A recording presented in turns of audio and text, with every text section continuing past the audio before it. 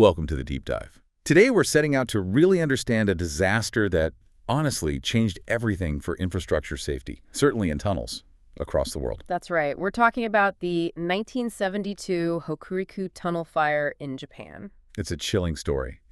And our mission today is to extract the core knowledge from the sources, to see how this one event forced a global rethink. It really is a pivotal case study. It's about systemic failure on a shocking scale. We need to set the scene. It's the night of November 6, 1972. The train is the Kitaguni Express. A name synonymous with reliability back then, right? JNR, Japanese National Railways, they were known for efficiency. Absolutely. A 15-car train packed with about 760 passengers and crew. And it's heading into what was then the longest railway tunnel in Japan. The Hokuriku Tunnel itself, we need to grasp the scale here. It's in Fukui Prefecture, completed just 10 years earlier, in '62. We're talking almost 14 kilometers long. That's nearly 9 miles. A major piece of engineering designed to speed things up, bypass the old mountain route. But that night, well, it became something else entirely. The sources use stark language, a suffocating sealed tomb. And the outcome was tragic. 30 lives lost, 29 passengers, 1 crew member, dozens more seriously injured. But here's the detail that just stops you in your tracks, the core fact we have to keep front and center today. Forensic evidence showed none of the victims died from the fire itself, not from burns. That's the crucial point. The killer wasn't the flame, it was chemistry. It was carbon monoxide poisoning, CO chemical asphyxiation. So a fire starts in one car, the dining car, but somehow it turns the air in this massive tunnel toxic. Exactly. It was a cascade, a perfect storm, really, of flawed rules, dangerous materials in the train cars, and just a complete lack of safety infrastructure in the tunnel itself. These systemic failures amplified a single car fire into a mass poisoning event. Our goal, then, for you listening, is to dissect how all this happened.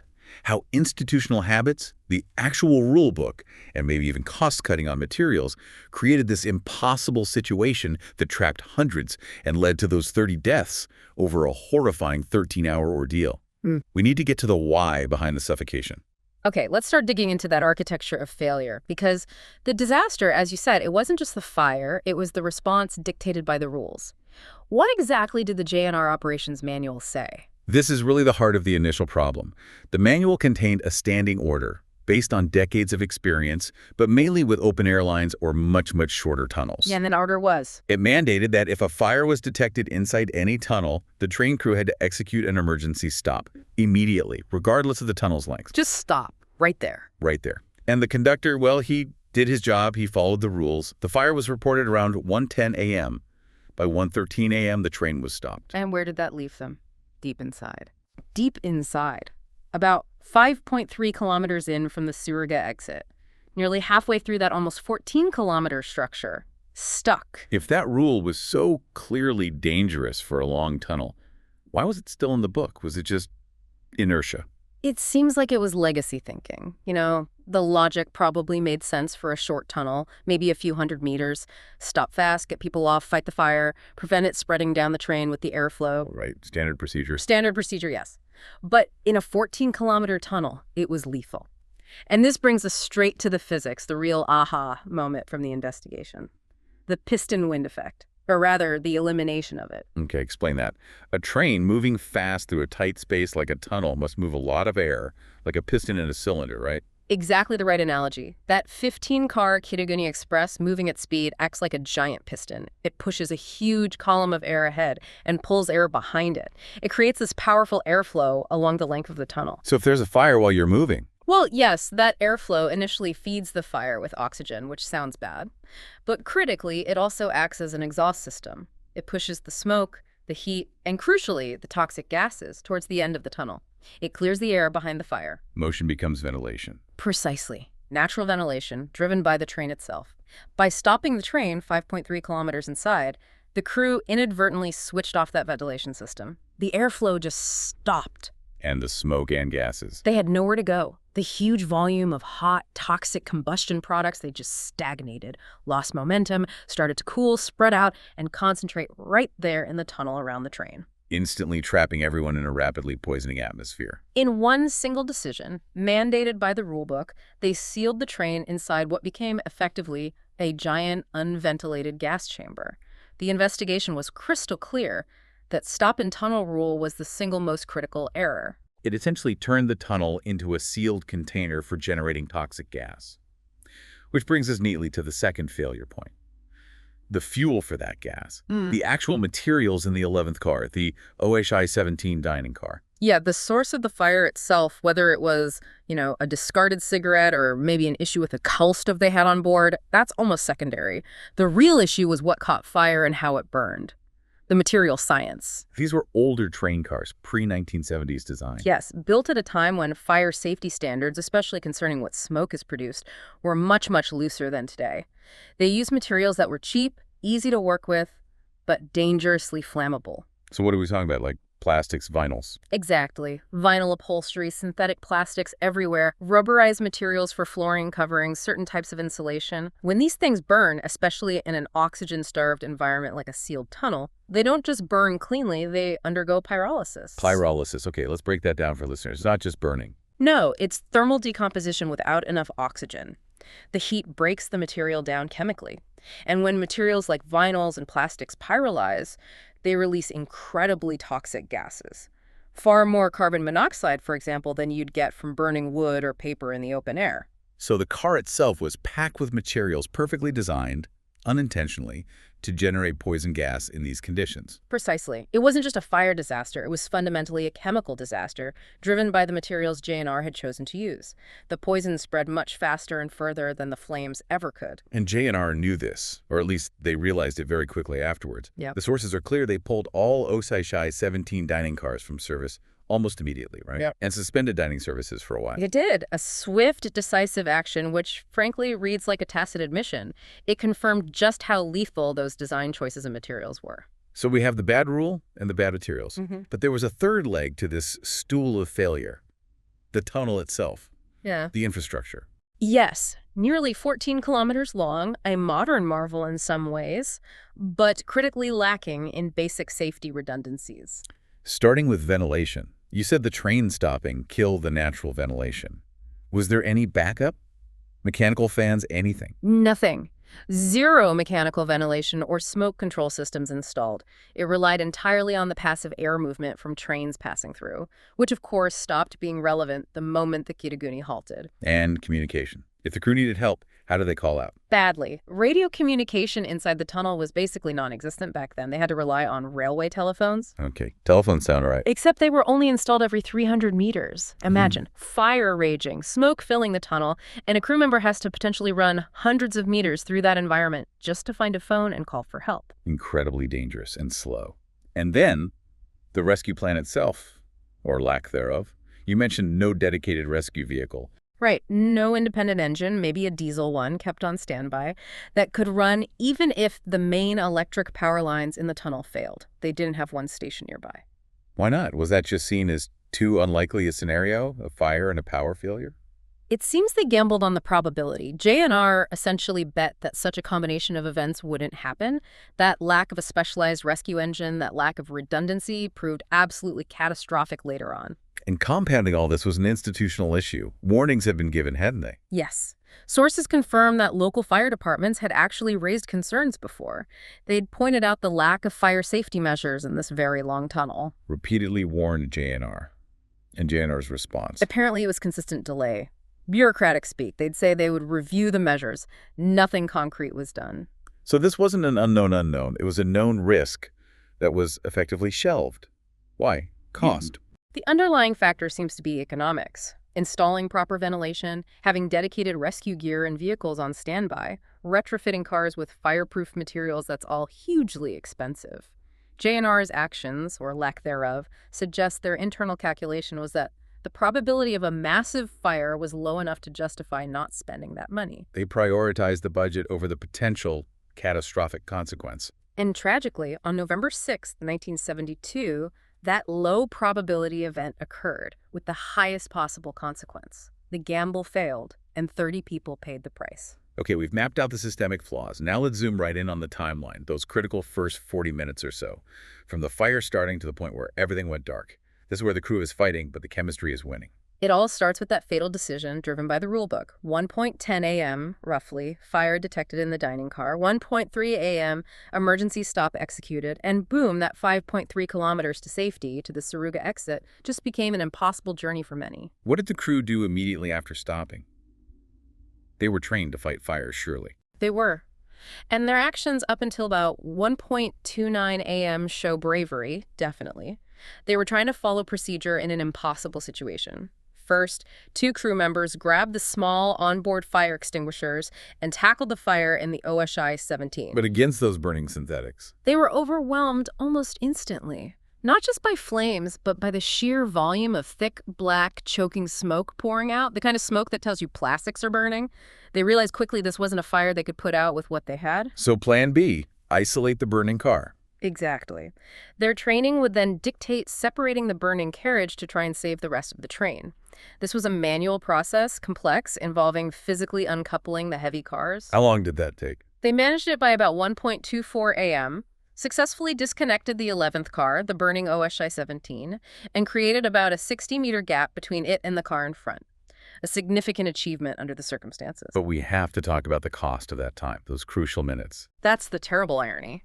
About 11 minutes spent, quite rationally, trying to fight the fire, then successfully separating the car.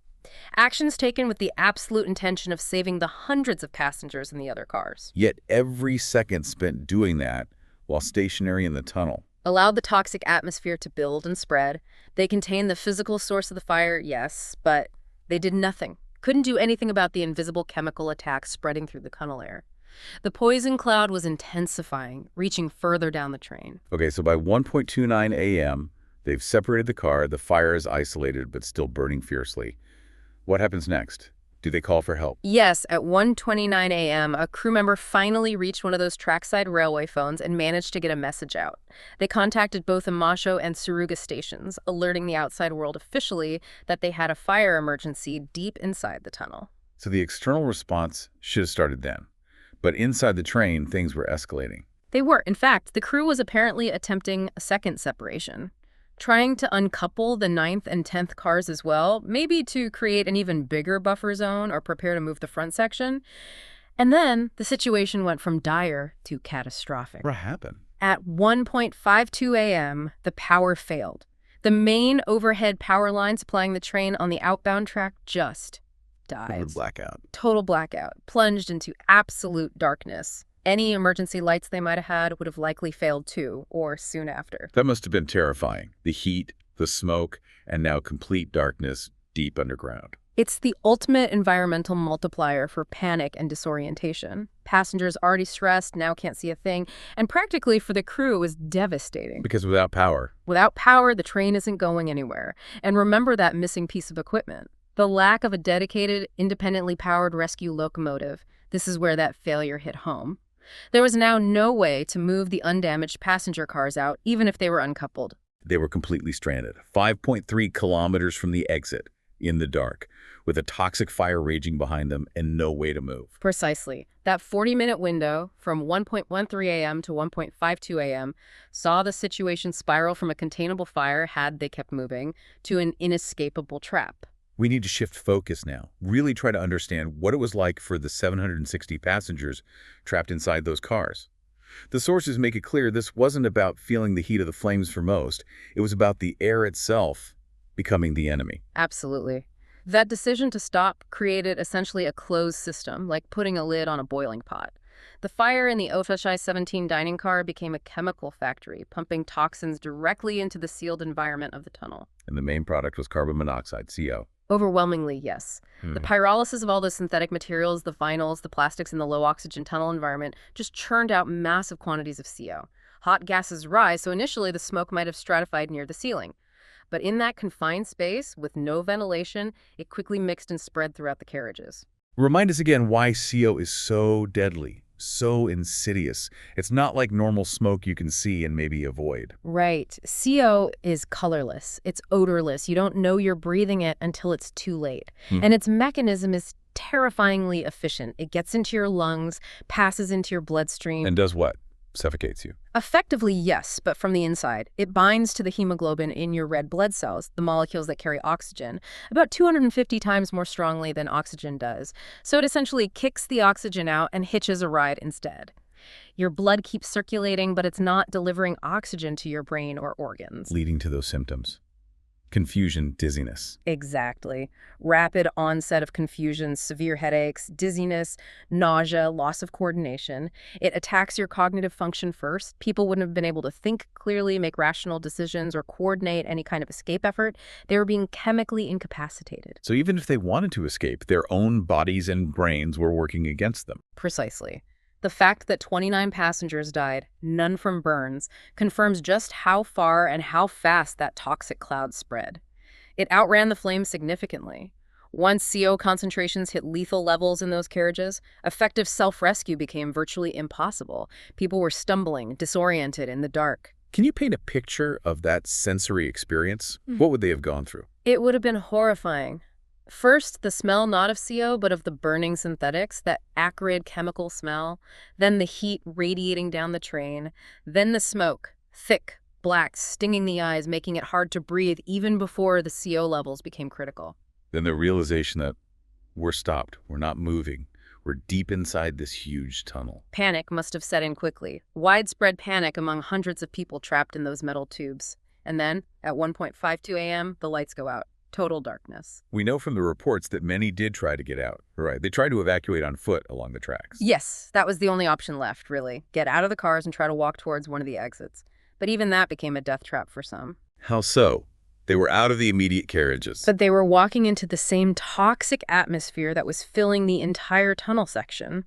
Remember, the smoke was so thick it stopped rescue trains later. It was just as bad, if not worse, out on the tracks near the fire source. So people walking out might have been overcome by the smoke and CO. Yes, or the conditions, the heat, the lack of oxygen, the disorientation from CO they'd already inhaled became so bad that they felt they had no choice but to turn back. Turn back. Back towards the train cars. It sounds counterintuitive, but yes. Disoriented, perhaps thinking the cars offered some kind of protection or clearer air further away from the fire, some retreated back into the carriages. Who sealed their fate? In many cases, tragically, yes. The forensic evidence and survivor accounts suggest that the primary cause of death was this physiological inevitability of CO poisoning, massively compounded by the darkness, the panic, the lack of information, and the complete absence of any safe evacuation route or refuge. They were chemically overwhelmed before they could physically escape. So while this nightmare is unfolding inside the tunnel, what's happening outside? JNR got the call at 1:29 a.m.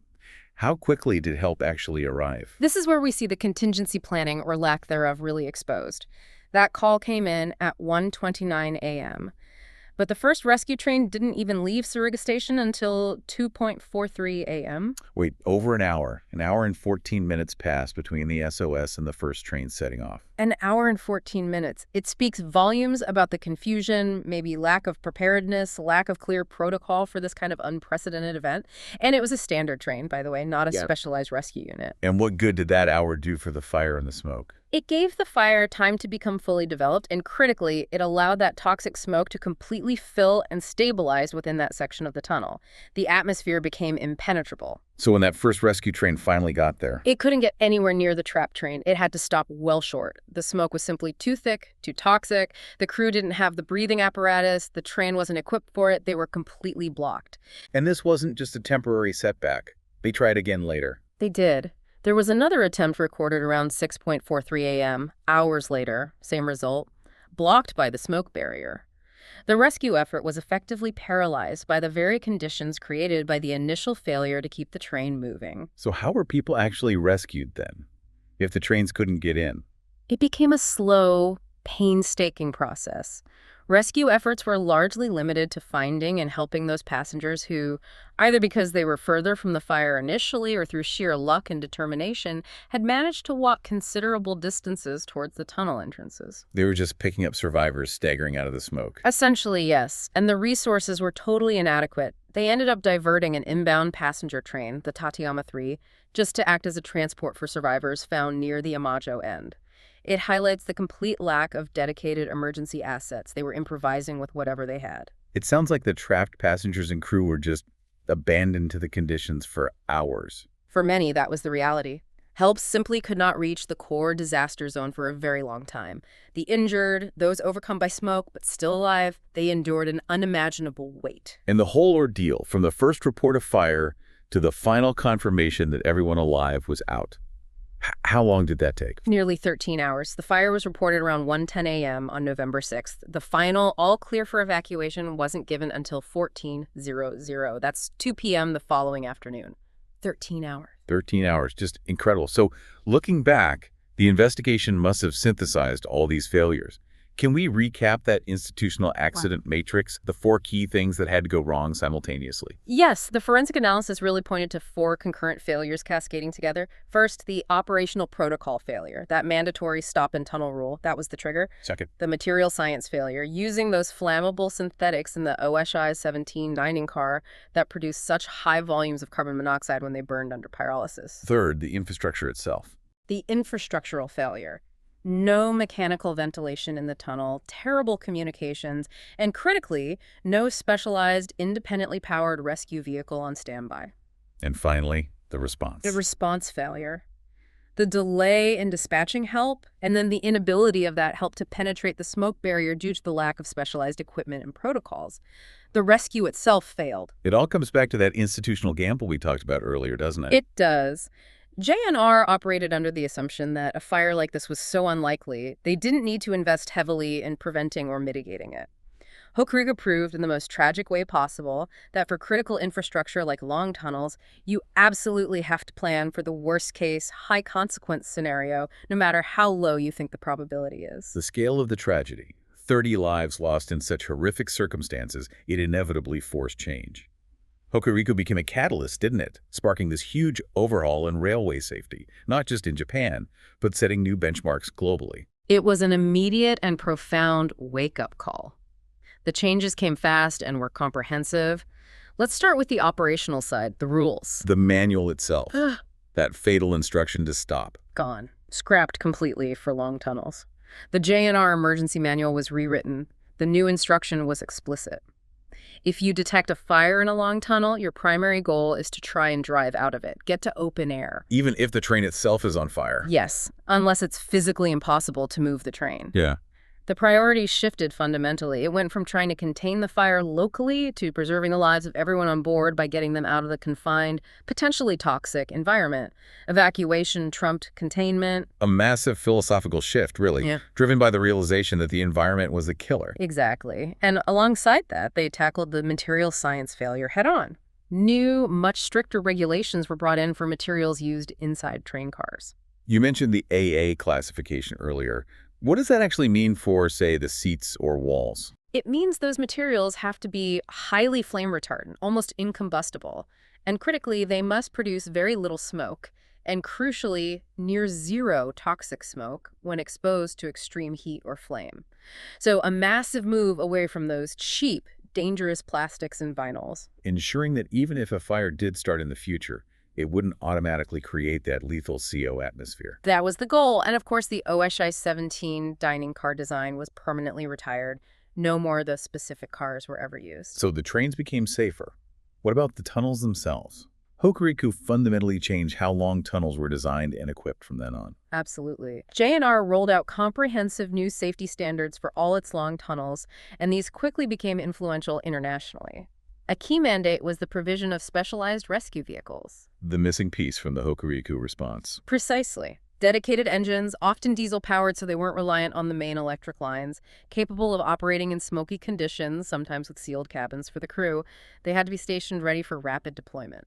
And ventilation, the other huge deficit. Addressed directly. New, long tunnels and upgrades to existing ones where feasible mandated the installation of mechanical smoke control systems, active ventilation. You mentioned a debate about how exactly that should work, push or pull. Yes, it highlighted the complexity. Do you install massive fans to suck the smoke out, exhaust? Or do you use fans to push fresh air towards the fire, aiming to keep escape routes clear ahead of it and push the smoke back? Different systems have different advantages and disadvantages depending on the tunnel design and fire location. But the key point was having active, controllable ventilation regardless of the specific strategy. Exactly. Active management of the air and smoke became non-negotiable. It was a huge, expensive undertaking, but deemed essential. Is there a really clear physical legacy we can point to? Something built differently because of Hokuriku? Oh, definitely. The most striking example is probably the Seikan Tunnel, the massive undersea tunnel connecting Japan's main island, Honshu, with Hokkaido.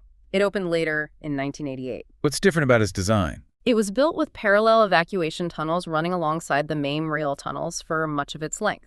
These are separate, smaller tunnels, specifically designed as safe escape routes with their own ventilation and fire protection.